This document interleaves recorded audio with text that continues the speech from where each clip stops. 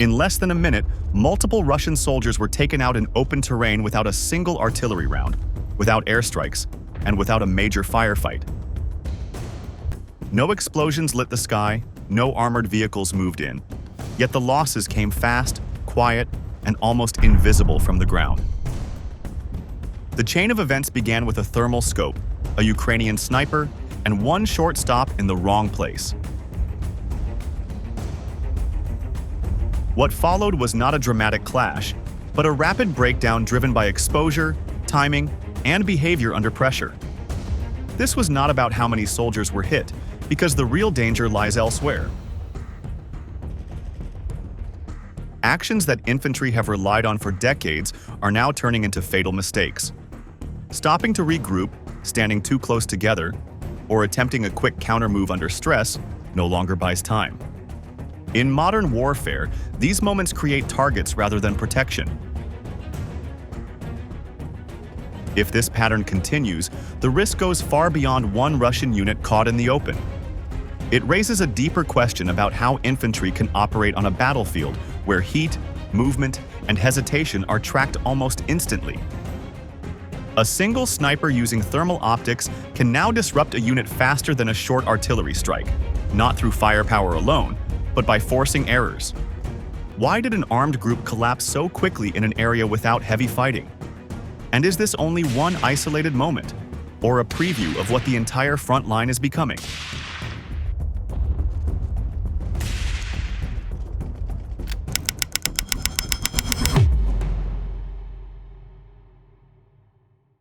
The engagement begins long before the first shot, because this area has already been observed from above and mapped as a pattern rather than a point.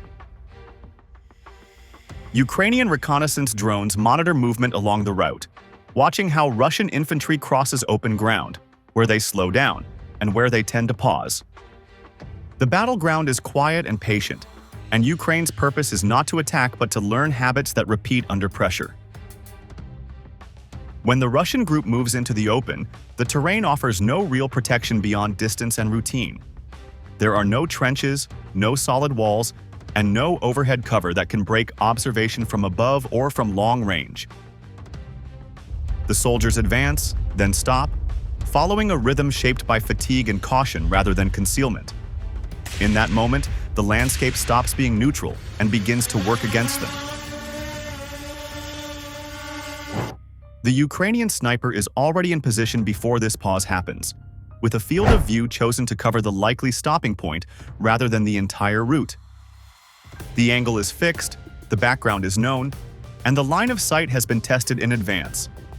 This preparation matters because it allows observation without movement, which reduces the chance of revealing the firing position too early.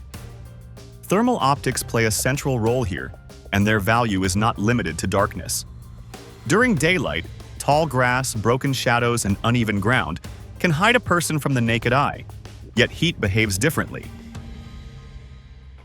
Body warmth cuts through visual clutter, and even light movement creates a clear contrast against cooler surroundings.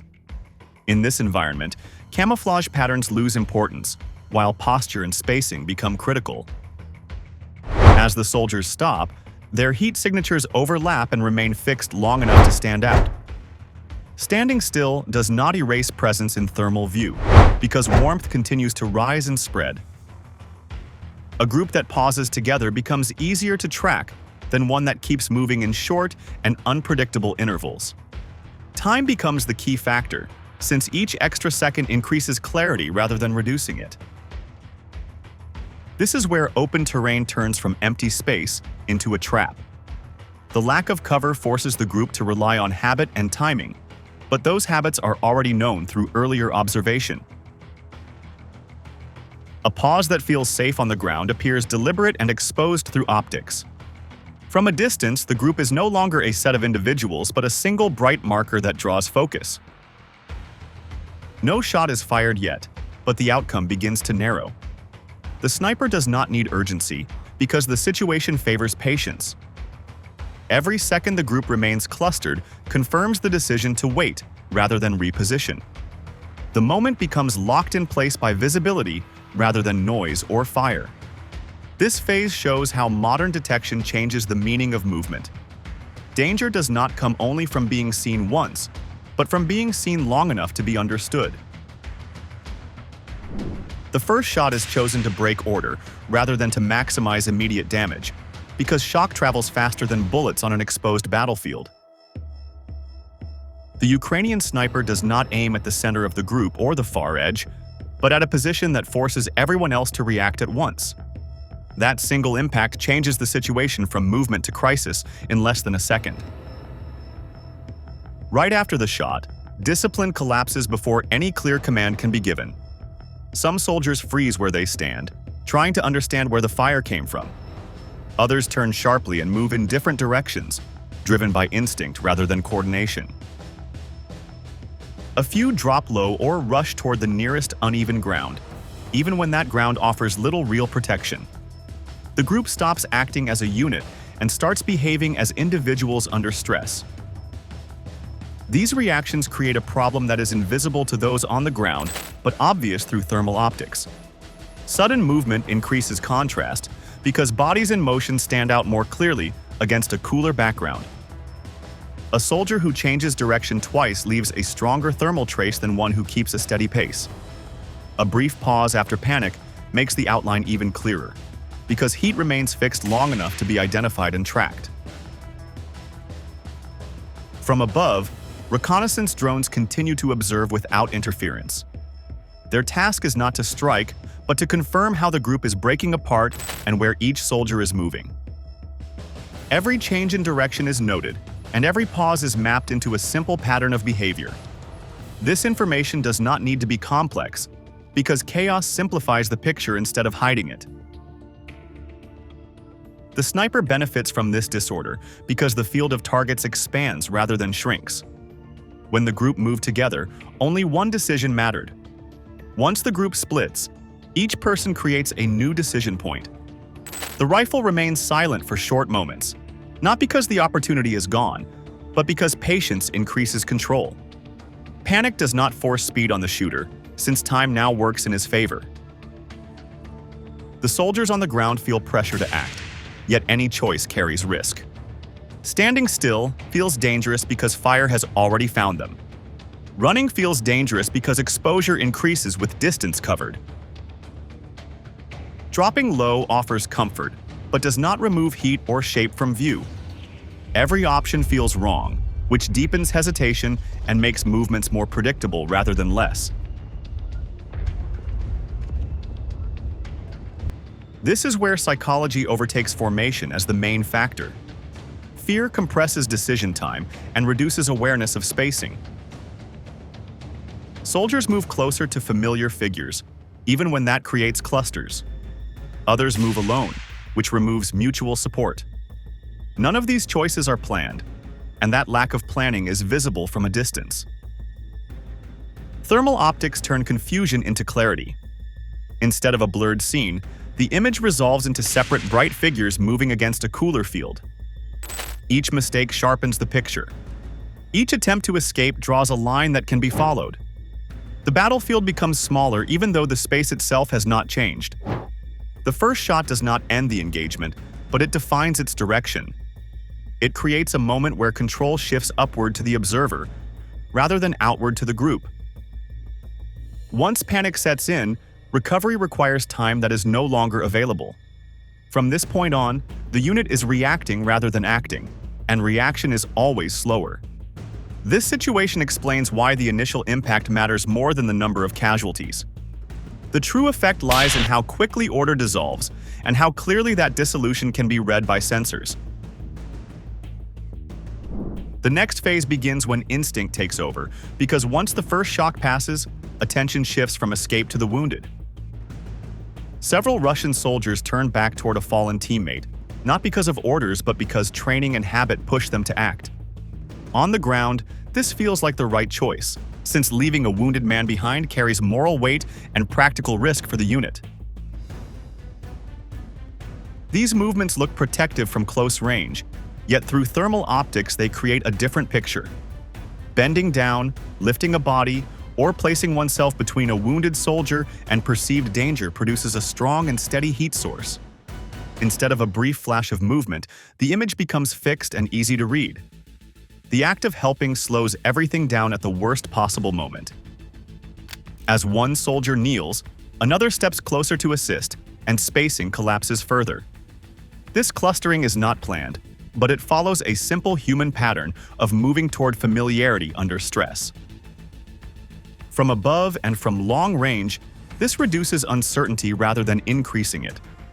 A single target becomes a group again, but now with less awareness and fewer options. The sniper does not need to rush during this phase because the situation stabilizes itself. The wounded soldier cannot move quickly, and the helpers cannot leave without him. The scene becomes predictable. The rifle fires only when needed because patience now creates better outcomes than speed.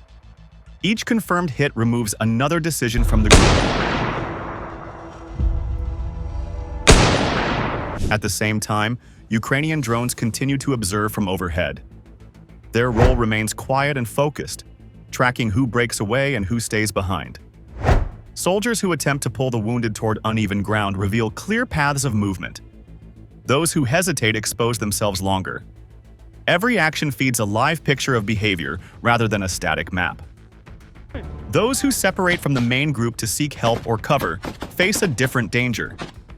Alone, they lose the visual reference of others, which increases confusion. Through thermal view, a single figure moving slowly is easier to isolate than a group in motion. Isolation feels safer emotionally, but it removes any chance of shared response. The combination of rescue behavior and separation fractures what remains of coordination. No one controls spacing or direction anymore. Movement becomes reactive, and reactions repeat similar patterns. This repetition makes prediction easier for the observer, even as it feels chaotic to those involved. By this point, the engagement is no longer about firepower. It becomes about how long exposed behavior continues. The wounded soldier anchors the scene, and the helpers anchor themselves to him. The longer this continues, the fewer exits remain. The rifle and drones simply respond to what is already unfolding. In this moment, the most dangerous place is not where the shot came from, but where people stop moving together and stay visible long enough to be targeted. Several Russian troops move toward a thin tree line, spacing out and trying to reduce exposure by breaking visual contact.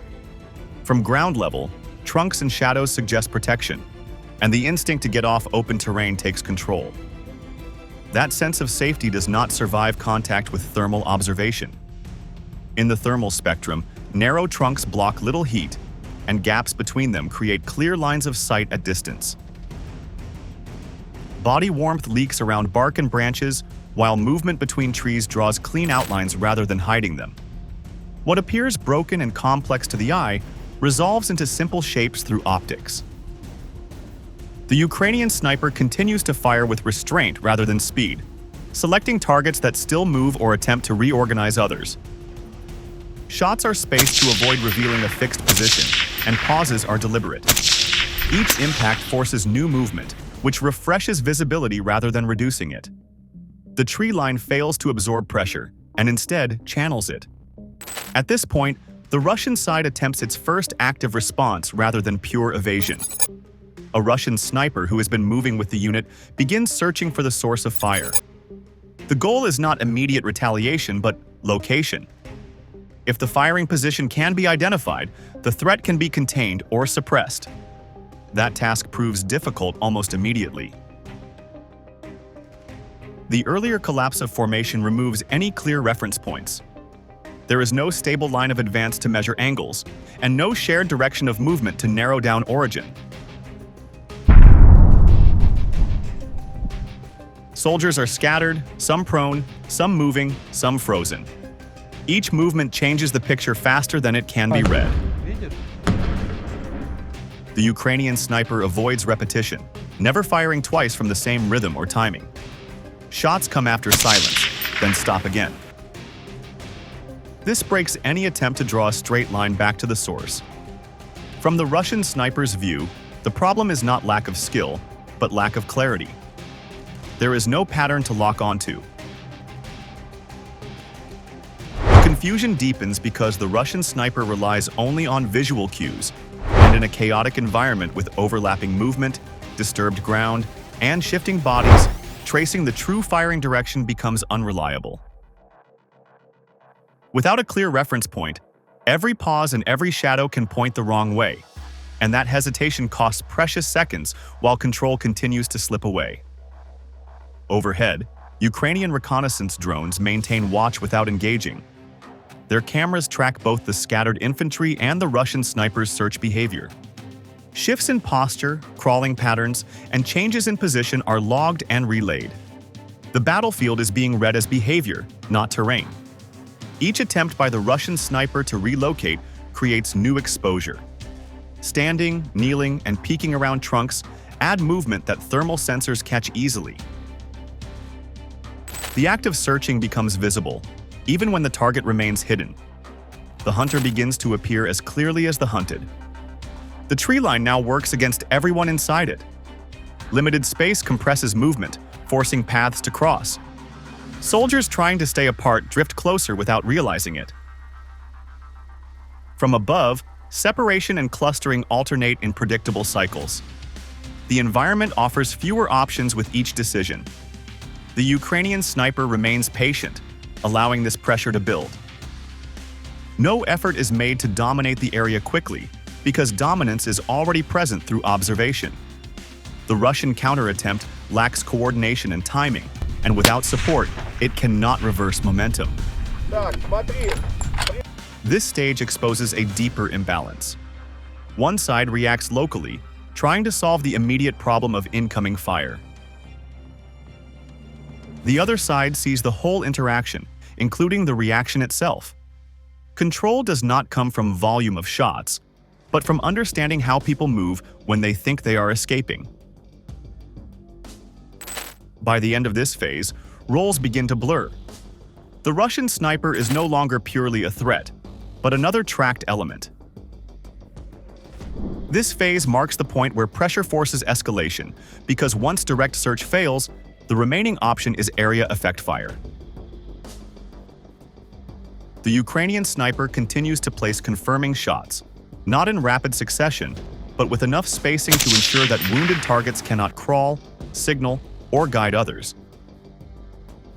Each follow-up shot narrows the field and removes uncertainty, keeping control firmly with the observer rather than the reacting side. When counter-fire by a Russian sniper produces no clear result, the logic shifts toward indirect response. Several Russian soldiers move toward a hidden position inside the tree line, where a mortar had been hidden in advance for emergency use. Reaching that point requires movement under pressure, but the intent is clear. By activating the mortar, they hope to saturate the suspected firing area and force the Ukrainian sniper to reveal or abandon the position. This decision reflects urgency rather than confidence, because indirect fire trades precision for speed and psychological effect. The goal is not accuracy, but disruption. From ground level, this feels like action and initiative. From above, it appears as a clear signal that stands out from the surrounding chaos. Ukrainian observation assets detect the shift almost immediately. FPV drones and higher-altitude reconnaissance platforms register the change in behavior as soon as the group commits to the mortar position. Heat signatures group together, hands move with purpose, and a fixed point begins to form. This information is transmitted back in real time, not as analysis, but as a warning. At this moment, the Ukrainian sniper does not attempt to hold ground. Staying in place would invite suppression once indirect fire begins, even if the exact timing remains uncertain. The sniper's value has already been extracted through disruption and fixation. With area fire about to enter the engagement, preservation becomes the priority. The sniper team withdraws along a pre-planned route and relocates before the mortar is fully activated. Movement is controlled and timed to avoid creating a clear trail, and the rifle falls silent. Moments later, the Russian mortar is finally brought online and fired into the suspected area. The rounds land where the sniper had been earlier, but the position is already empty. The battlefield does not lose control during this exchange. Control simply shifts. Once the sniper disengages safely, the task passes fully to the FPV drone teams. These drones do not need to search because targets have already revealed themselves through movement and preparation. The first focus is the Mortar crew, now fixed in place after activation. A drone moves in while attention remains on the indirect fire task. Other drones track individuals who broke away earlier and now move slowly, either from injury or confusion. Their isolation makes them easier to follow, because there is no group motion to hide within. The drones do not rush, since time favors the observer once air control is established. Positions used by the Russian sniper during the search phase are also addressed, based on earlier tracking and behavior cues. The engagement ends without a single dramatic moment. Control fades from one side and consolidates with the other through a sequence of small, deliberate actions. Each tool is used only while it holds advantage, and then replaced. This transition explains the modern rhythm of combat. Snipers open the space, force exposure, and fix attention. Drones observe reactions, guide decisions, and apply pressure where it matters. Indirect fire attempts to reset the balance, but often arrives after the decisive moment has already passed. What looks like a fragmented encounter is in fact tightly managed. No step stands alone, and no role overlaps longer than necessary. The result is not annihilation but removal of options. By the end, the remaining soldiers are not defeated by force alone, but by a sequence that leaves no safe response left. This was not a large battle, and it did not mark the collapse of an entire unit. No frontline moved, no territory changed hands, and no headline would list it as a decisive engagement. Yet this moment reveals something far more unsettling. Modern warfare is no longer punishing weakness through overwhelming force, but through seconds of bad behavior. What unfolded here shows how the battlefield has shifted. Thermal optics remove the comfort of distance. Drones remove the comfort of concealment. Snipers remove the comfort of hesitation. FPV drones remove the comfort of escape. Together, these tools turn routine infantry actions into visible patterns that can be read, tracked, and closed off one by one. In this environment, control is no longer measured by how much firepower a unit brings forward. It is measured by how quickly it reacts, how well it manages spacing, and how disciplined its behavior remains when pressure hits. The larger question now hangs over every modern battlefield. Can infantry forces adapt fast enough to a fight where exposure begins before contact, and where every reaction feeds the next strike?